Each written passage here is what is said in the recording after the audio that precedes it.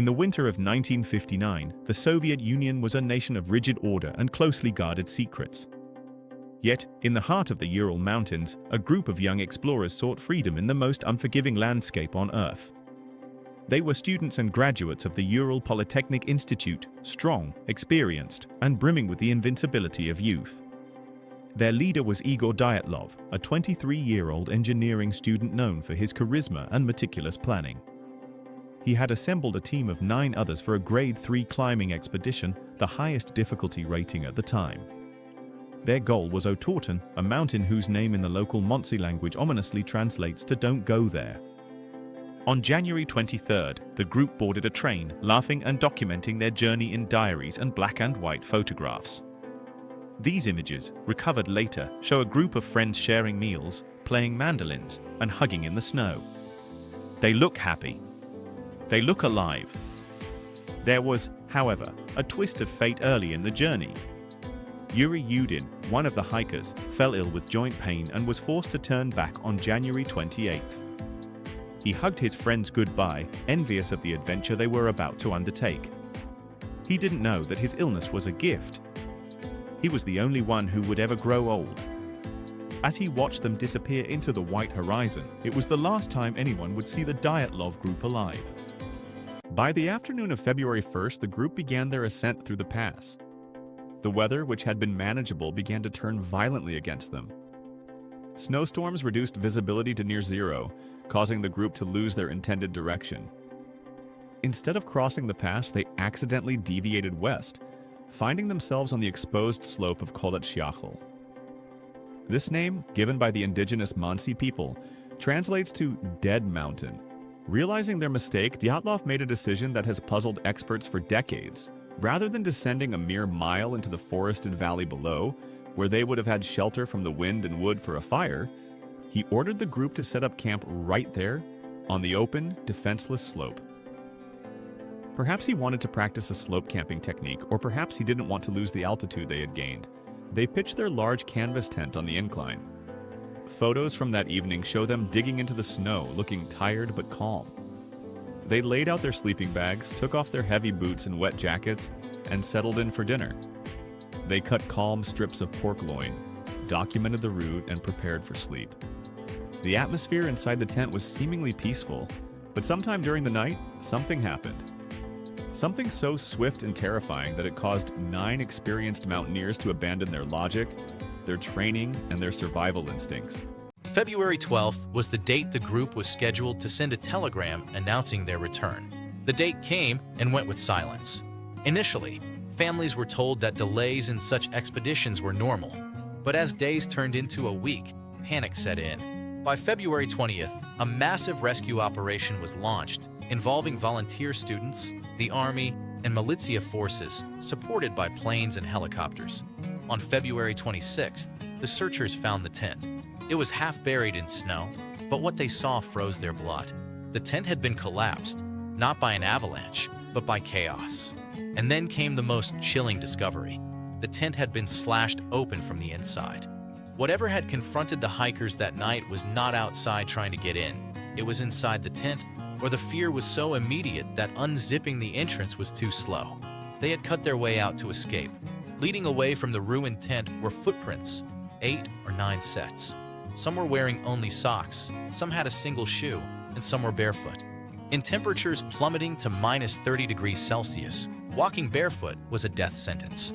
Yet, the footprints showed no signs of panic or running. They were walking at a regular pace down the slope toward the tree line. Then, after 500 meters, the tracks were covered by snow. The searchers followed the direction of the tracks to the edge of the forest, about a mile from the tent.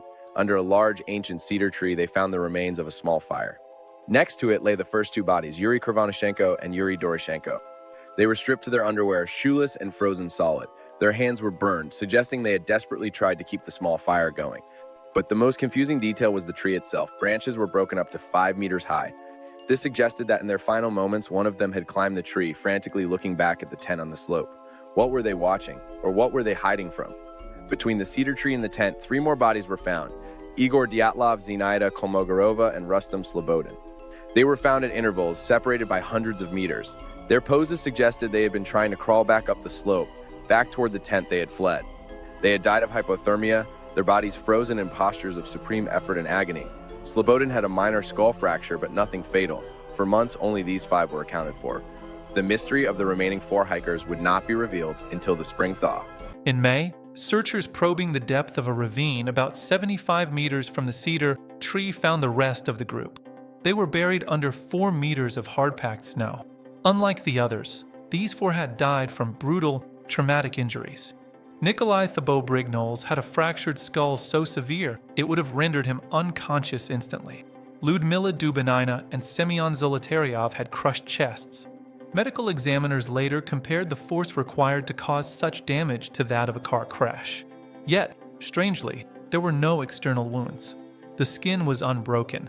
The damage was entirely internal, as if they had been squeezed by a colossal pressure.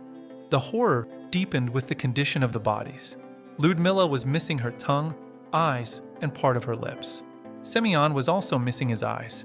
While decomposition and scavenging animals could explain some of this, the specific nature of the injuries fueled the darkest theories. Furthermore, strange clothes swapping had occurred. The hikers in the ravine were wearing clothes belonging to the 2 bodies found earlier at the cedar tree. It appeared they had taken the clothes off their dead friends in a desperate attempt to stay warm, only to fall victim to a more violent fate. The investigation was abrupt and secretive. A radiologist found beta radiation contamination on the clothes of the hikers found in the ravine. While not at lethal levels, its presence in the middle of the wilderness was baffling. The Soviet authorities closed the case quickly.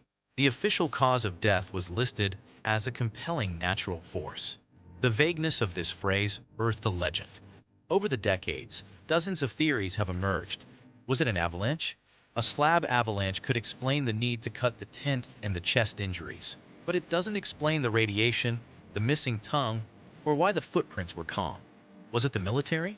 Some theorized the group stumbled upon a secret weapon test. Hikers in a different group, miles away, reported seeing strange glowing orange spheres in the sky that night. Scrap metal from Soviet rockets has been found in the region. Did a concussion wave from a test blast cause the internal injuries? Was it infrasound? A rare wind phenomenon known as a Kármán vortex street can create low-frequency sound waves that induce irrational panic and physical illness in humans. Could the wind howling around the shape of Dead Mountain have driven them insane with terror? Or was it something supernatural? The local Mansi legends speak of spirits and Menk, forest giants. But the investigators found no other footprints, no signs of struggle, no strangers. Today, the Dyatlov Pass Incident remains one of the most chilling, unsolved mysteries of the 20th century. In 2019, Russian authorities reopened the case, concluding that a slab avalanche was the most likely cause. They argued that the hikers cut the tent to escape the snow load, retreated to the woods, and died of hypothermia and falls into the ravine. But for many, the pieces don't fit. The radiation, the strange lights, the missing tongue, and the sheer terror that drove 9 experts into the freezing night remain unexplained shadows on the snow. Yuri Yudin, the survivor who turned back, lived his whole life haunted by the fate of his friends. Before he died in 2013, he famously said, "If I could ask God just one question, it would be, what really happened to my friends that night?" The wind on the mountain still howls, but it keeps its secrets. The Dyatlov group remains forever young, frozen in a black and white photograph, smiling at a camera before walking into the darkness.